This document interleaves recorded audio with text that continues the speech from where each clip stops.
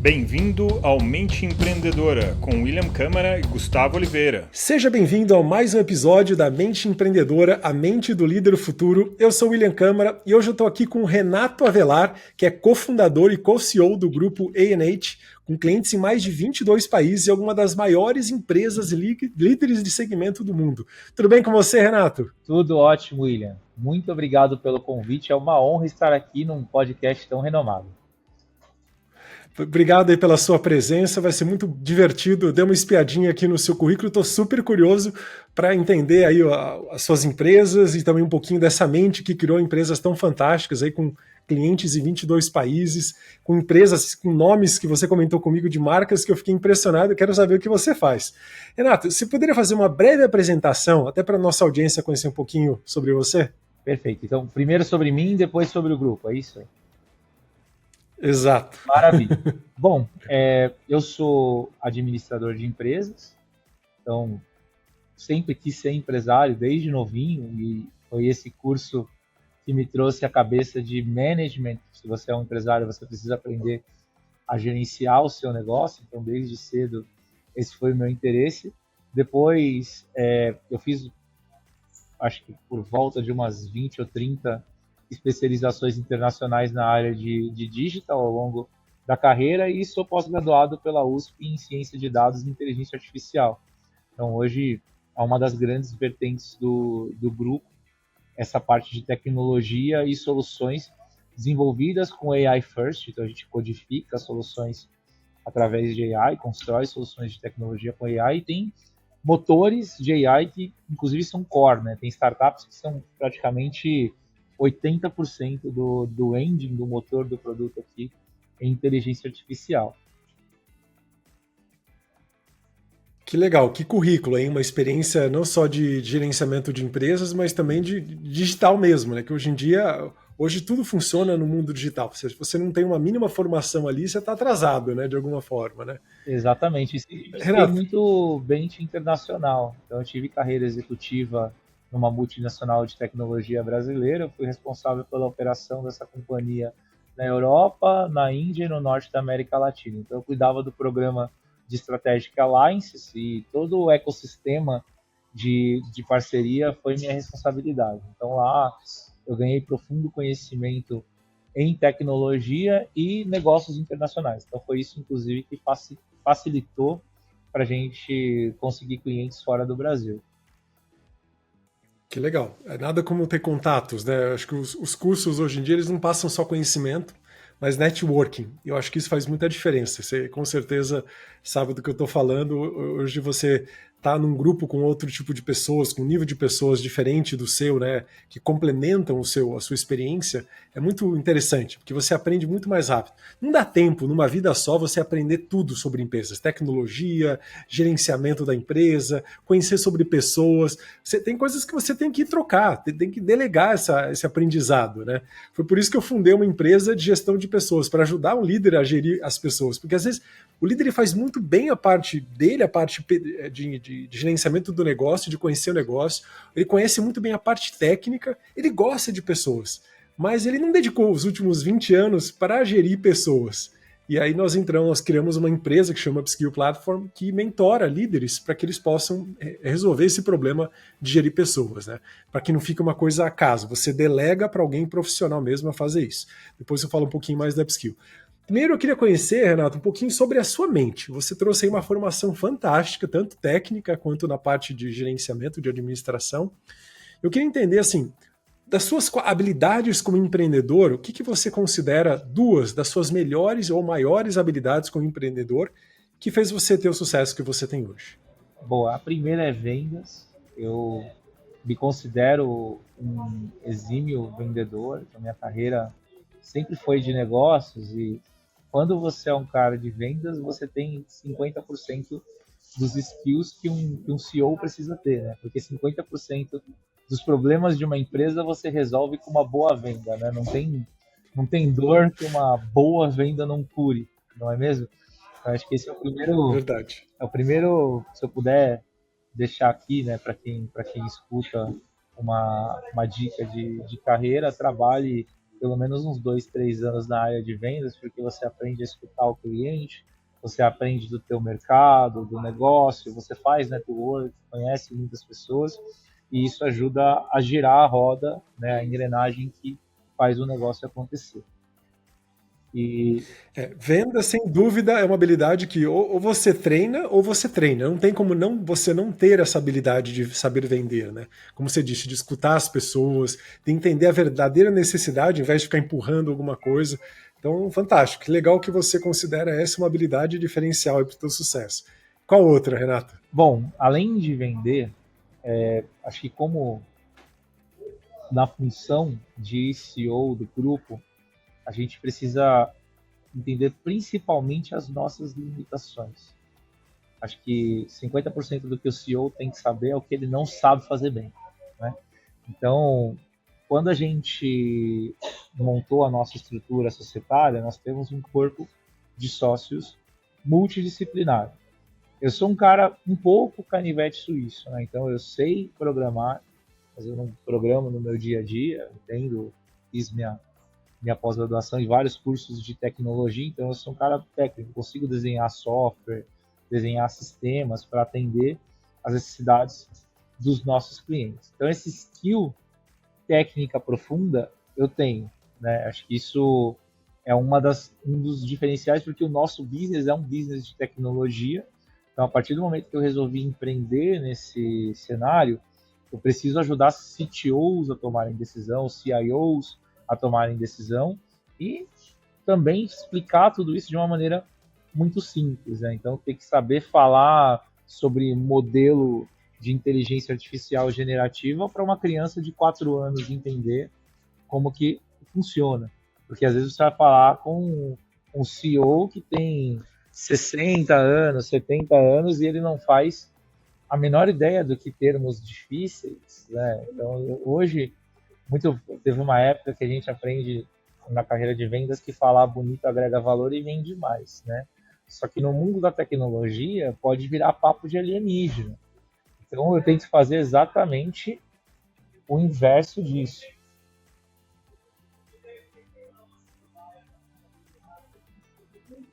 Não sei se você me escuta, William. Tô te ouvindo normal. Tá tranquilo. Deu uma travada aí para você? Apareceu a Siri aqui, enxerida, apareceu do nada.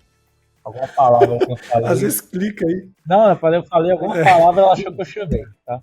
Mas como eu dizia,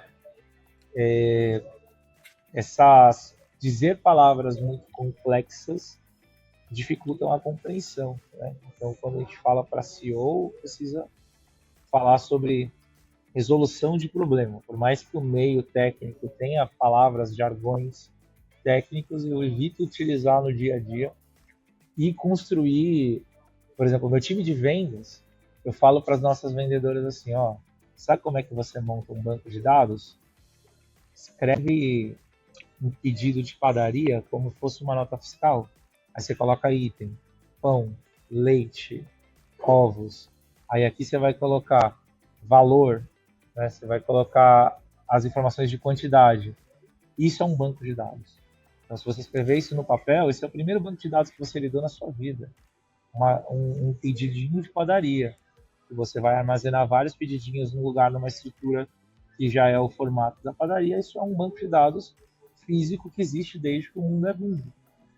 Então, eu faço minhas vendedoras, que tem uma de 40, outra de 60 e poucos anos, a desenhar software, elas que não são de tecnologia, que não têm esses skills, falar disso com uma simplicidade tremenda, né? Então, também essa ponte entre trazer, eu discuto algoritmo com cientista de dados, com CIO, discuto projetos de extrema complexidade técnica, mas eu consigo trazer isso de uma forma extremamente simplificada para qualquer um que estiver na mesa sair sem dúvida. Então, acho que isso é um diferencial também do papel aqui da função. Conseguir traduzir aquilo que às vezes para uma pessoa não faz sentido algum. É como se aqui nós estivéssemos conversando em português e de repente você começasse a falar em japonês comigo. Eu vou falar, Renato, que legal que você fala japonês, mas eu não entendo nada do que você está falando. Vou entender só arigatô, a única coisa que eu vou conseguir entender, o resto eu vou perder. A mesma coisa numa linguagem técnica, né? E não é só uma questão geracional, você vai falar com alguém com mais idade, não. Às vezes a pessoa não é daquele meio, ela não se familiarizou com alguns termos e não faz sentido você conseguir. Você não é que você não vai conseguir vender, né? Você não vai conseguir ser entendido pelo outro se você não trouxer na linguagem que faz sentido para aquela pessoa. Né? Que legal, essa é uma excelente habilidade, você conseguir fazer essa interface para gerar uma comunicação, uma integração, e você também entender a real necessidade do negócio que você está vendendo, e ao mesmo tempo se fazer entender, fazer com que o outro entenda a sua solução. Né? Exatamente. Essa é uma boa ponte para vender e para entregar de verdade, não só vender prometendo coisas. Aí. Entregar valor. Renato, entregar valor, verdade, verdade. Renato, na sua trajetória e nas suas empresas, já quero conhecer um pouquinho mais do grupo, de todas as empresas, mas nessa trajetória de formação dessas empresas e desse grupo de empresas que tem soluções de tecnologia aí ponta a ponta, qual foi o seu maior acerto? Aquilo que você fala, isso aqui foi um bom acerto, essa foi a melhor decisão que eu tomei. Bom, teve algumas que foram muito boas. Eu acredito que a melhor de todas foi tomada ano passado, que foi quando a gente decidiu desenvolver uma das startups do grupo. A gente tem um laboratório de inovação. O que esse laboratório faz? Os nossos profissionais de tecnologia identificam necessidades com os nossos clientes e com conversa com os sócios, com o time de negócios, e a gente cria produtos como MVPs, então são produtos mínimos viáveis, produtos simplificados, que é o que a gente chama de micro SaaS. E esse micro SaaS, se ele tem um cliente sponsor, então eu costumo financiar os meus projetos com clientes que topam a empreitada comigo, a gente resolve um problema do cliente com co-ownership de código, financia isso com o cliente e a gente segue a empreitada de produto. Desenha, faz uma análise de mercado, vê qual que é a aderência, a concorrência, faz matriz SWOT, 5 forças, toda aquela matéria, né, do empreendedor para pensar numa aplicação e colocar no dia a dia. E uma vez que a gente faz isso, esse produto se torna uma empresa de fato, né? Então, esse grande acerto foi apostar no SAIO. SAIO vem de Search AI Optimization. É uma plataforma de inteligência artificial para SEO. Então, basicamente, a gente construiu um sistema que ele luta contra o oligopólio das mídias, né? Então, basicamente, são dois grandes players que dominam a mídia digital. E esse produto ele ajuda os clientes a terem posicionamento orgânico. Então, por exemplo, tem cliente como a Dengo que a gente colocou em primeiro lugar no Google na palavra chocolate. Esse produto foi bem incrível, porque a gente passou o Wikipedia. A loja de chocolate da Dengo passou o Wikipedia, aumentou a receita deles absurdamente, 315% orgânico non-brand, não relacionado à marca. Né? A palavra chocolate sem lactose cresceu 14.000% na busca orgânica. A gente teve clientes como Easy, que cresceu absurdamente orgânico, Balarote de material de construção. E é um produto que ele fura um pouquinho a minha bolha, porque o grupo A&H, que ele começou com a BH1, depois eu falo um pouco disso, era um grupo que somente atendia empresas de e-commerce. E o SAIO não, o SAIO já tem instituições financeiras entrando aqui, a gente tem clientes de segmentos diversos, empresas, solution providers que poderiam ser concorrentes nossos em outras vertentes, são clientes do SAIO para posicionar os produtos. Então, essa startup foi um grande acerto aqui do grupo e tem um crescimento impressionante. Que interessante você trazer isso, porque você tem um grupo aí com várias empresas, eu já quero conhecer um pouquinho de cada uma das empresas, mas você acertar, criar um negócio, criar uma empresa para azeitar todo o restante é muito inteligente, né? É uma sabedoria razoável. Você sentir a necessidade do teu negócio e conseguir criar um negócio específico aí que pode acelerar o crescimento de todo o restante da empresa. Né? Posso dar uma dica de empreendimento em AI? Porque todo mundo fala, vamos trabalhar com a AI, você usa esse deck para fazer essa automação, e os caras entram muito no dia a dia da LLM, do motor. Cara, o que você tem que fazer? Pega um problema que você já tem há décadas, sai dessa de fazer chatbot. Todo mundo tem um agente de atendimento que com AI generativa vai trocar o teu chat e vai trocar o teu atendimento humano. Todo mundo está fazendo isso. O que a gente fez de diferencial foi encontrar uma vertente que ninguém estava fazendo. Essa ideia saiu de uma reunião com um cliente da Cachola, que é um problema de SEO. A gente faz, e a primeira certificação de SEO eu tirei em 2011. É um problema que a gente enfrenta há bastante tempo, né? Então, quando a gente identificou que a gente poderia criar padrões que replicam as melhores práticas que os buscadores solicitam, né, para entender que o teu conteúdo tem mais qualidade do que determinado conteúdo, e a gente conseguiu escalar isso com inteligência artificial, a gente montou um produto poderosíssimo dentro de eu não sei se eu posso dizer talvez até um oceano azul, porque o mercado ele é um mercado que existe muito provider de SEO, existe bastante provider de SEO, mas uma aplicação que ela faz com o time, né, a parte consultiva, as implementações e gera conteúdo de forma massiva. Então tem cliente nosso que tem 60 mil produtos, uma pessoa ia demorar 14 anos para conseguir escrever esse conteúdo de SEO fazendo na unha, uma pessoa só, né? E ele troca os itens, no final ia virar um loop e nunca ia conseguir fazer o catálogo inteiro.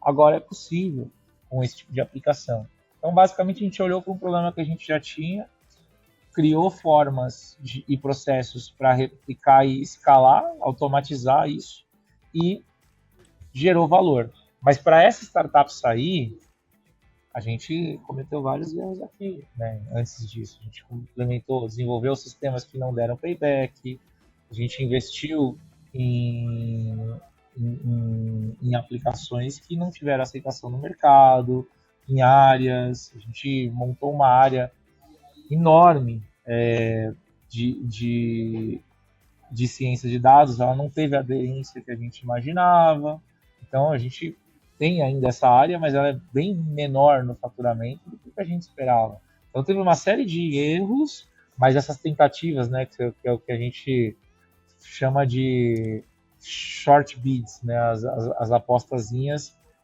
pequenas até alguma coisa dar certo e você investindo mais, né? Então essas small bets, né, essas small bets que a gente faz são importantes para fazer um acerto como esse. Que legal, parabéns aí pelo acerto. Ver algo que tem um problema real e conseguir solucionar ainda com a ajuda de IA. Então, fantástico. Parabéns aí pelo acerto, Renato. Como nem só de acerto vive empreendedor, Renato, qual foi o seu maior erro na sua trajetória empreendedora? Bom, o maior é difícil dizer porque foram muitos erros, tá? Como todo empreendedor, foram muitos erros, mas se eu fosse pensar aqui, talvez os maiores erros que a gente teve aqui como grupo, na minha visão, foi projetar um crescimento extremamente agressivo durante determinado período e colocar uma força muito grande de vendas sem azeitar a operação e prever determinados acontecimentos. Qual que é o problema de quando o teu negócio cresce de uma vez? Que é um problema bom, aparentemente, só que você contrata pessoas às pressas. Então, teve lideranças que a gente contratou na companhia que são profissionais caríssimos e pessoas, a gente errou nesse processo, a gente errou durante um tempo em liderança financeira, a gente errou durante um tempo em liderança operacional, a gente errou no departamento de RH, a gente corrigiu. Mas quando você contrata errado, é um dos piores erros que todo e qualquer empreendedor pode fazer. E a pressa, que é inimiga, né? Eu não gosto da perfeição, eu gosto do bom que funciona. Então, assim, o excesso de pressa é inimigo do bom que funciona, né? Então, a gente contratou pessoas que a gente, até por a gente é novo, né? Meus sócios e eu, nós somos empreendedores que têm um pouco menos de idade que a média no Brasil, né? Então, foi um desafio de gente, na minha visão. Quando você contrata um desenvolvedor errado, por exemplo, ele não vai entregar o projeto no prazo, vai entregar um código de má qualidade. Aí você vai entrar em más lençóis com o teu cliente, você demite esse desenvolvedor, você tem o custo que você tem de demitir o funcionário, o custo alocado do projeto que não funcionou, você precisa tirar um desenvolvedor mais sênior do que ele está fazendo para cobrir o trabalho desse cara que não entregou, você paga uma hora mais cara e o desenvolvedor mais sênior está atendendo um projeto de maior prioridade que também vai ser impactado. Então, assim, é uma consequência de erros, e isso é uma função básica que é um desenvolvedor. Agora, quando você erra numa função estratégica, pessoas, uma coisa que eu digo é o seguinte, sempre tenha, quando você está montando uma empresa, você não é bilionário, não tem fundo por trás, tenha um time de RH, não um time de people.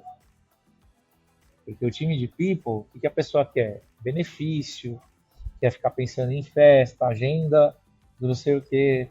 E o trabalho duro do departamento pessoal, de fazer a demissão corretamente, de fazer a contratação corretamente, de ter velocidade, qualidade nos processos, fazer o básico bem feito de uma operação, é extremamente importante. E no mundo da tecnologia, houve muitos hypes, né, naquele período de overvaluation das empresas, e esses hypes de empresa, por exemplo, o que é o dente de um cara que está começando um negócio? Pô, é a empresa de bilhão, unicórnio, né? Então, assim, a gente quase não usa esse termo, né? Mas, assim, era um mundo do unicórnio colorido, e determinados dentes de unicórnio colorido não funcionam na economia real, não funcionam no negócio orgânico, né? Hoje o grupo não tem investidor ainda, chegou nesse patamar que a gente tem, 100% bootstrapping, 100% orgânico, né? E a empresa que faz isso, as decisões precisam ser extremamente minuciosas, principalmente pessoas. Então aí eu acho que foram os grandes erros que a gente cometeu aqui no grupo. A gente pode resumir que foi em contratar gente que talvez não estivesse tão bem preparada para impactar o seu negócio na velocidade que ele precisava, certo? Ou você erra, assim, a gente é uma máxima, né? É melhor você errar no hard skill que você treina, né, do que no comportamento, né? Quando o cara é ruim de comportamento é complicado e é difícil, um tremendo desafio, porque todo mundo entrevista e valida soft skills, mas comportamento é difícil de você treinar. Então você precisa ter aplicações que pegam comportamento, né? Análises comportamentais para trazer um relatório daquilo e principalmente fit cultural, porque a pessoa que está trabalhando é muito diferente você trabalhar numa empresa Forbes 500, que essa empresa pensa tudo para 5, 10 anos, ela pode errar em contratação, é quase que um ecossistema que você joga o bichinho ali, ele vai sobrevivendo e vai crescendo. É diferente de uma empresa que a gente está crescendo numa velocidade absurda e às vezes você, para ganhar velocidade de crescimento, você vende a janta para comprar o almoço, né? E aí você vai fazendo esse looping até transformar isso num caixa real. E a gente também reinvestiu muito, né, do faturamento da companhia para transformar isso em P&D e chegar nas aplicações que a gente tem hoje. Então, foi um exercício agressivo para uma empresa que é bootstrap. Então, tem que tomar cuidado na hora de contratar. Fica isso que eu gostaria de compartilhar para quem está querendo alavancar um negócio. Olha, Renato, sabe que o case que você acabou de contar parece brincadeira, mas foi exatamente daí que surgiu a Upskill. A Upskill ela surgiu de uma necessidade real de uma empresa que estava crescendo muito rápido, estava realmente expandindo, empresa de tecnologia, e tentaram de tudo para desenvolver lideranças lá dentro, adaptar a cultura. Eles tinham acabado de fazer um M&A e estavam prestes a fazer um outro num segundo momento, quando a gente já estava com eles ali. E dessa necessidade surgiu, poxa, ninguém achava uma empresa que pudesse atender a mudança de comportamento. Meu sócio era o dono dessa empresa, e ele falou, Will, a gente precisa fundar uma empresa que treine realmente pessoas, líderes, a liderar direito. E eu trabalho já com isso, com mentorias, com desenvolvimento de líderes já há 2 décadas. A gente criou uma metodologia validada pela Universidade de Ryerson, no Canadá, já atendeu clientes internacionais, atende clientes na Europa, na América Latina, nos Estados Unidos. Uma metodologia toda certinha justamente para desenvolver líderes a performar mais em um ambiente, em uma empresa que está crescendo. Ele falou, Will, vamos fazer isso em um formato de assinatura. Vamos fazer a Upskill ela nasceu para entregar de uma forma constante, ou seja, mudar o comportamento da liderança, melhorar, dar esse apoio para a liderança que às vezes está perdido, não está conectada com a cultura de toda a empresa. Um líder que chega de fora, ou mesmo um líder que está desenvolvendo, ele nunca foi treinado em comportamento de liderança. Ele tem habilidades técnicas, é um cara que tem até soft skills interessantes, mas como você tocou no ponto, na ferida, o comportamento dele bagunça toda a cultura, desazeita os times, nada funciona e a empresa não performa como deveria, né? Ou seja, acaba virando um caos. Então a Upskill ela surgiu dessa necessidade real. Hoje a gente atende desde líder que está começando, líder que nem é líder ainda, que vai ser um líder daqui a um ano, líder que acabou de chegar, então a empresa acabou de contratar um líder, o cara está lá há 3 meses de empresa, o cara está mais perdido que segue em tiroteio, o cara é bom, ele teve case de sucesso em outros lugares, mas quando você chega num ambiente novo, com uma cultura nova, você não consegue um resultado rápido. Você precisa fazer alguma coisa, você precisa entender o comportamento, como as coisas funcionam, né? E conseguir entregar o seu melhor ali. Então a gente ajuda todo tipo de líder hoje a ter um comportamento adequado. Então essa necessidade ela é real e, como você disse, pode ser um grande erro se você não cuidar disso. Exato. Se eu tivesse conhecido, inclusive, a empresa há uns 2, 3 anos atrás, teria economizado muito dinheiro e facilitado pra caramba. A gente investe em mentorias para nossa liderança, a gente investe bastante hoje nesse sentido, porém o desafio é para todo mundo que precisa crescer, precisa ganhar escala, ter as melhores pessoas, né? Porque isso aí AI nenhuma resolve, né? Isso ter gente boa no processo. Então, durante muito tempo, ainda vai precisar ter gente boa na empresa, desenvolver lideranças, capacitar pessoas para que as decisões sejam estratégicas, sejam decisões que remam para o mesmo lado, né? Se um rema para um lado, outro rema para o outro, parte o barco no meio. Né?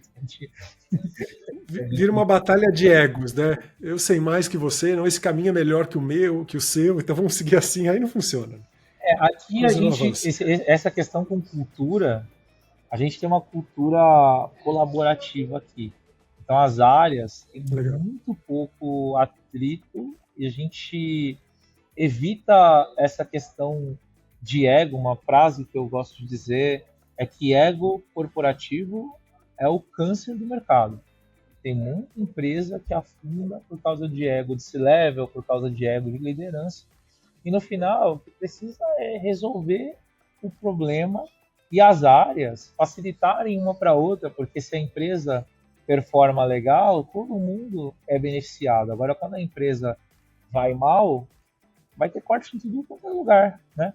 Então a gente conscientiza isso e essa cultura de colaboração ela traz bastante resultado aqui.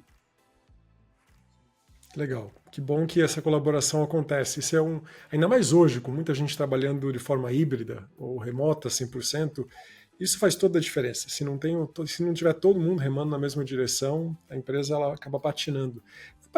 Ela retarda o sucesso. O sucesso dela é atrasado. Ou às vezes até comprometido, se você realmente tem pessoas que não estão alinhadas. Que bom que vocês conseguiram resolver isso aí. Renato, agora entendendo aí o seu maior acerto, um dos seus maiores erros, porque, como você falou, né, empreendedor que não erra tem alguma coisa errada. Estava hoje ouvindo a história de um cara que fundou as barrinhas Kind, que ele queria fazer um negócio de impacto. Ele testou fazer vários negócios juntando pessoas de religiões diferentes. Muito interessante a trajetória dele. E ele faz isso há mais de 11 anos. E hoje ele é uma empresa, ele tem uma empresa que foi vendida por 7 bilhões de dólares, ou seja, a empresa deu certo, ele vendeu bem a empresa. Mas ele falhou 11 vezes antes de fazer com que a empresa dele desse certo, né? Ou seja, empreendedor que não está acostumado a errar, a seguir adiante, não é empreendedor, né? Tá brincando de negócios, né? Exatamente. Agora eu queria entender um pouquinho, Renato, do seu negócio. Qual que é o seu negócio principal? Se a gente pode chamar assim, se existe um negócio principal, mas o que você entrega? O que a A&H entrega? Boa. Então, se eu for resumir, né, o grupo, a gente trabalha em duas frentes principais que resolvem o mesmo problema.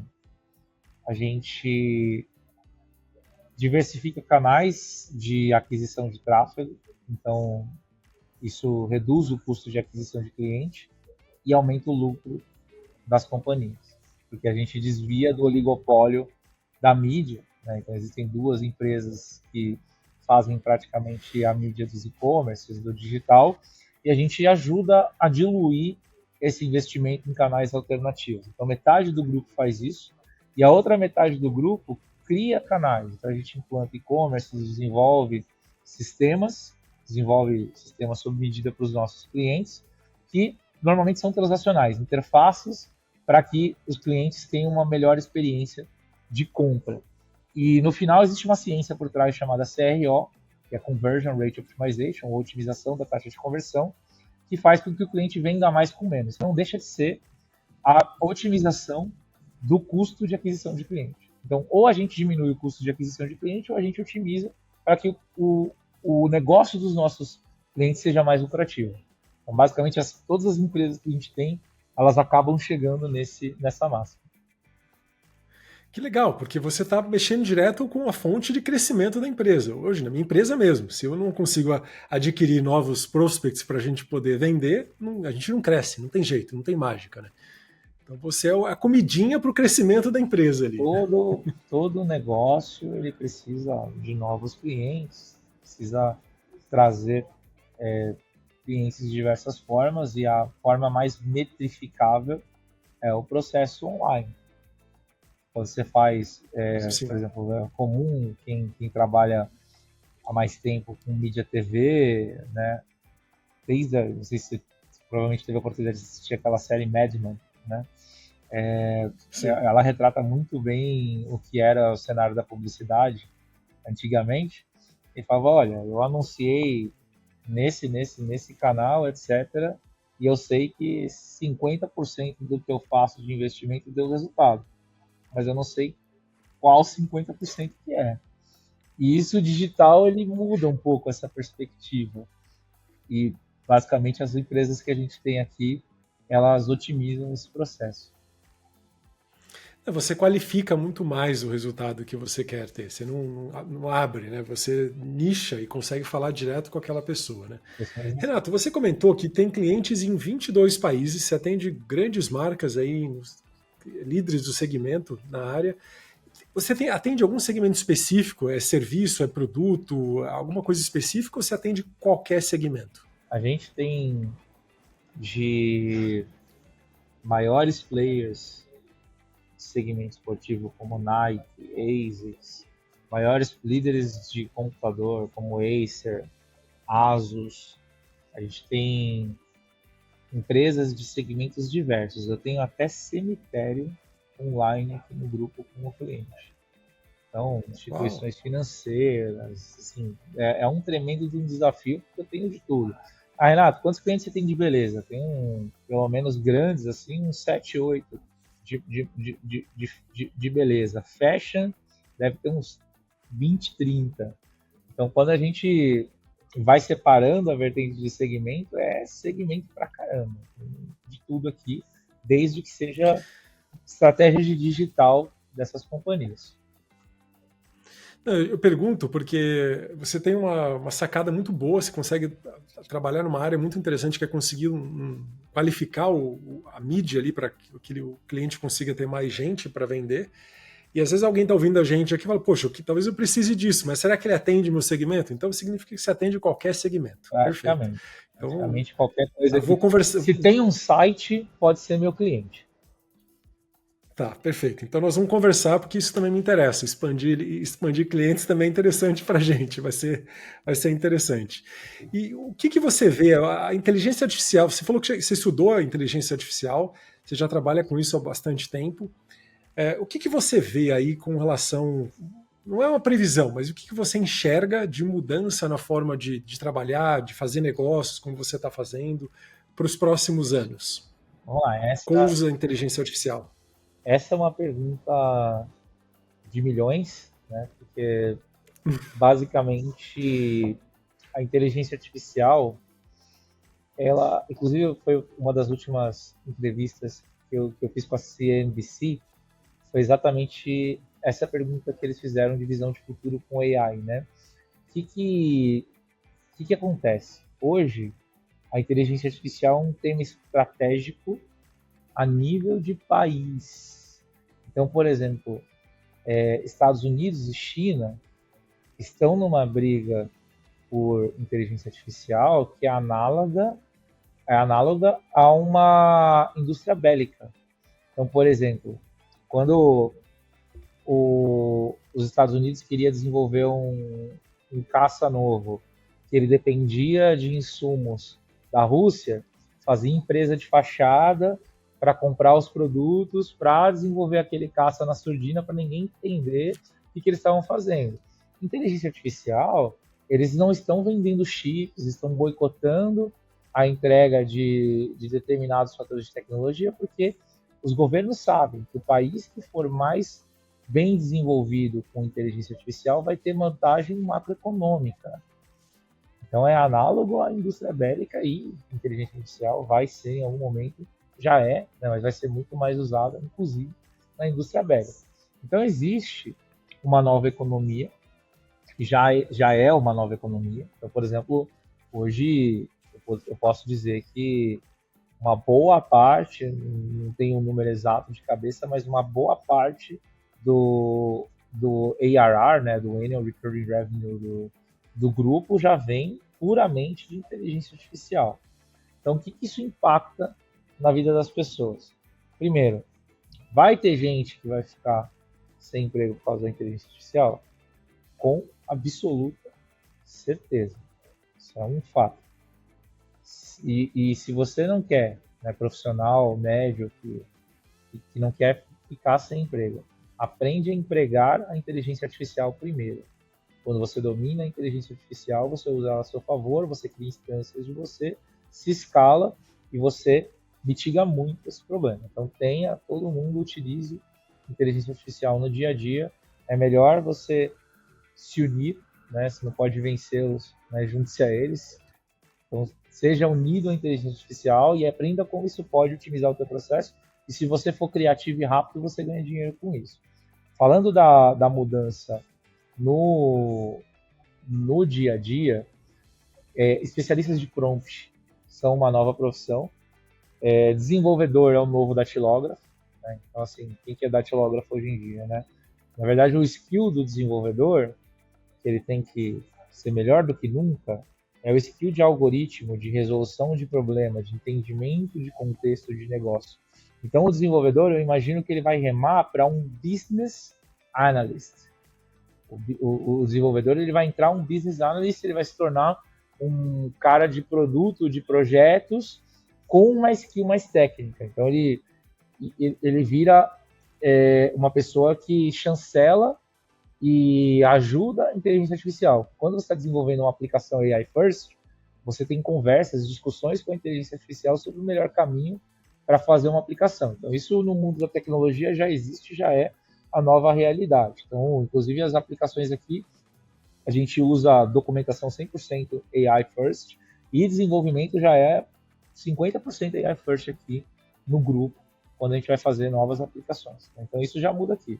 Vai mudar a maioria dos setores. Lá fora primeiro, então assim, quer saber os grandes impactos? Olha, Estados Unidos, você tem 3 anos de visão de futuro em AI em relação ao Brasil. Por exemplo, a Wendy's já está fazendo o autoatendimento com inteligência artificial da Wendy's, é por voz. Ele tem 99% cravado, tá? Esse é o número da estatística deles, de acerto, e ele é 22 segundos, em média, mais rápido que o atendimento humano da Wendy's lá fora. Eles testaram isso em 30 lojas, do que o atendimento médio das lojas ao redor. Então, isso vai gerar, de certa forma, desemprego de funções. Quanto mais básica a função, mais rapidamente ela vai começar a ser substituída. No Brasil, isso vai acontecer menos porque aqui os sindicatos são muito fortes. Então, a questão sindical ela vai travar um pouco isso, diferente lá de fora. Os grandes países, os países de grande economia, eles vão ter esse papo de general income, que é a receita ali para conseguir suprir o consumo básico dos países. Eu tive essa conversa com um engenheiro da McKinsey em 2014, né, que eles já tinham previsto que em 2027 a Alemanha ia precisar ter um programa de general income por causa do desemprego. Isso aqui vai demorar um pouco mais para acontecer. Já tem alguns programas, né, análogos a isso aqui no nosso país, mas basicamente vai precisar desse tipo de coisa. Por quê? Algumas pessoas vão ficar sem acesso no mercado de trabalho, as empresas vão aumentar a sua margem, porque vai reduzir o custo de pessoas, só que as pessoas não vão ter dinheiro para comprar os produtos das empresas. Aí, quando a pessoa não tem dinheiro para comprar o produto da empresa, a AI está matando ela mesma. O que o governo vai fazer? Qual que é a máxima aqui? Vai ter a General Income para as pessoas terem como consumir, terem como comprar os produtos. Não sei se você está me ouvindo aí, William. Está me ouvindo bem? Super Perfeito. Vai ter a General Income para as pessoas comprarem os produtos e a roda continuar girando. Só que quem vai bancar isso são as empresas. Então pode ter certeza que a tendência de longo prazo é os impostos aumentarem por causa da AI. As empresas vão ter muito mais receita oriunda de AI e a taxa dessas empresas, os impostos dessas empresas vai subir por causa disso, porque elas não estão empregando, estão gerando uma receita pura ali da AI e o governo vai ter que jogar esse dinheiro para algum lugar para financiar essa roda. Então essa é a visão que eu tenho do impacto de AI a curto prazo, eu digo próximos 3, 5 anos isso vai rolar. É uma visão de um viável, né, desequilíbrio de oferta e demanda, porque hoje você tem uma ferramenta que ela anula o ser humano e não dá para capacitar o ser humano para galgar outros níveis numa corporação a tempo, né? Isso vai demorar muito mais tempo de você capacitar a ter outros níveis mais estratégicos, ensinar outras skills diferenciadas ainda. A IA está acelerando em termos de aprendizado, de eficácia, como você falou, né? O atendimento no restaurante, cara, 99%. Tá, aqui no Brasil, por causa do sindicato, como você comentou, não vai ser no mesmo nível, mas vou colocar meio a meio, ou colocar 80% IA e 20% humano, ainda assim vai gerar esse desequilíbrio que você comentou, né? Inevitavelmente. Mas dentro de um contexto de nova economia, que é o que eu acredito, novas funções vão começar a existir, então especialistas de prompt, que é uma coisa que ninguém nunca tinha ouvido falar, entra essa nova profissão, vai entrar os grandes experts, por exemplo, vai ter muitas empresas, não vai ter só a OpenAI, o Gemini, a Llama, a DeepSeek, não vão ser só essas, vão entrar N outros concorrentes especialistas em verticais. Então vão precisar pegar os profissionais com PhD de medicina e treinar o modelo de inteligência artificial para conseguir montar o prontuário correto, fazer um diagnóstico, prognóstico, casos de pesquisa. Então, por exemplo, toda a estratégia de reversão do crescimento do câncer vai precisar ser trabalhada por profissionais. Então, os profissionais que são referências de mercado ficaram cada vez mais valiosos e vão existir essas profissões que a inteligência artificial no final vai ser como se fosse a internet. Muita gente achou que ia perder o trabalho por causa da internet, né? Na verdade, só mudou a forma que a pessoa trabalha. O impacto de curto prazo, eu acredito que vai ser maior na inteligência artificial. Então, assim, isso vai... já aconteceu em empresas como o Facebook, por exemplo, que fez mudou bastante a força de trabalho, demitiu algumas pessoas para trazer mais gente especializada em campos de inteligência artificial, então vai ter esse giro. No curto prazo vai rolar esse buraco, mas a médio e longo prazo as pessoas vão trabalhar híbrido com inteligência artificial e o que tudo espera, as pessoas vão trabalhar menos também, né? Então elas vão ser mais produtivas e talvez as grandes jornadas de trabalho que a nossa geração enfrentou e o empreendedor, né? Então, assim, para mim, jornada de 16, 18 horas já foi dia a dia tranquilo, né? Com Sei bem o que você está falando. com inteligência artificial, a tendência é isso não ser mais assim, né? Mas difícil dizer, eu acho que também é um pouco de cada indivíduo, né? Quem gosta de trabalhar, não tem AI que faz o cara sair da frente do computador. Ele vai ficar trabalhando na IA, tá? Eu sei porque eu faço isso. Eu gasto umas 6 horas, pelo menos, só criando coisas, redesenhando, refinando dados na IA, porque eu adoro fazer, é divertido fazer. Para mim é mais do que mexer com a inteligência artificial, é mexer com a inteligência do negócio usando a inteligência artificial. Aí que fica divertido. Né? A velocidade que Eu você adorei ganha, a tua visão. a velocidade que você ganha para analisar dado, cliente, clusterizar, relâmpago. Extrair dados. Eu adoro fatos e dados, eu adoro interpretar dados. Sou engenheiro de formação, não gosto de tomar decisão se não tiver uma informação bem relevante, bem criteriosamente elaborada ali. Né? E é difícil você conseguir ter dado de forma tão assim, não vou dizer organizada, mas alinhada com aquilo que você, com a resposta que você precisa.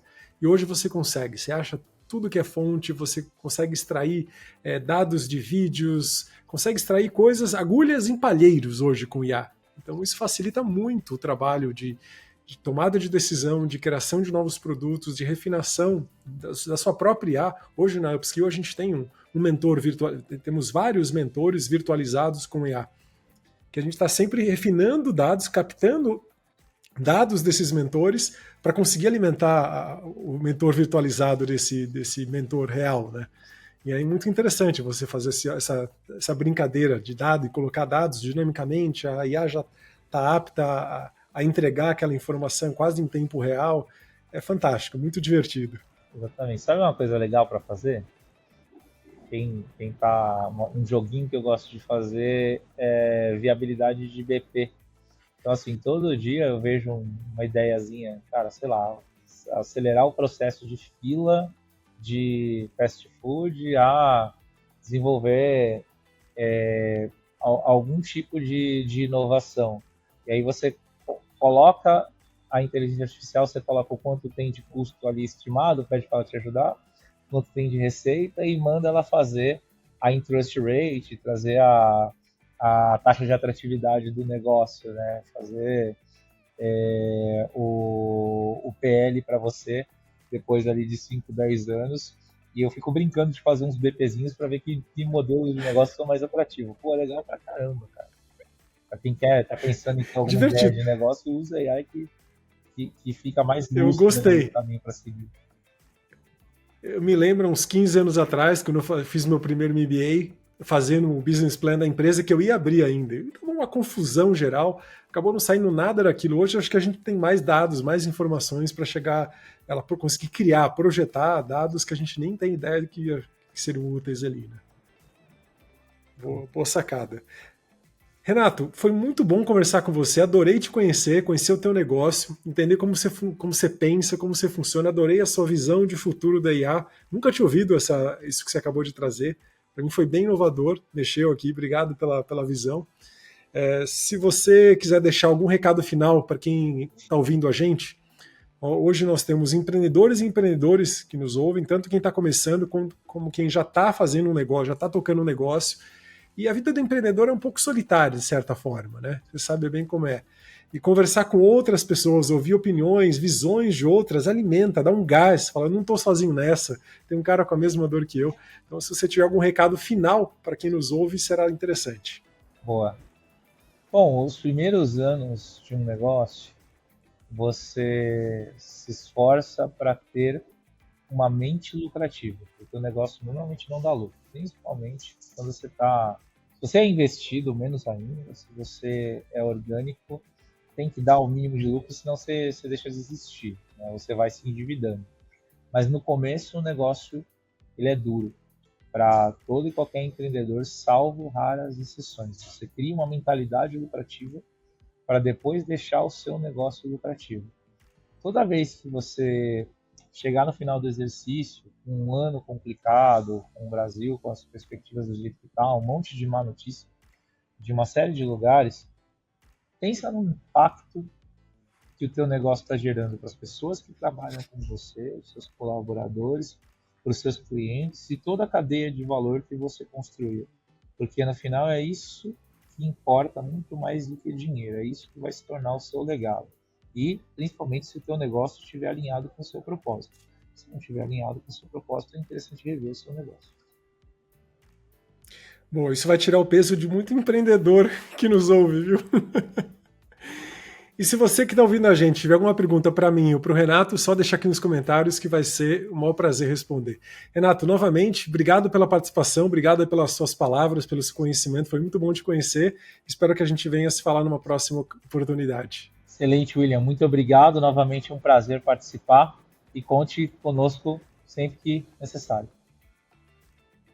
Perfeito. Um grande abraço, Renato. Um abraço, tchau. Se você gostou do que falamos nesse episódio e quer ficar por dentro de mais conteúdo e atualizações, ou ainda mandar sugestões de temas do que você quer ouvir por aqui, siga o Instagram, @A Mente do Líder Futuro. Até o próximo episódio.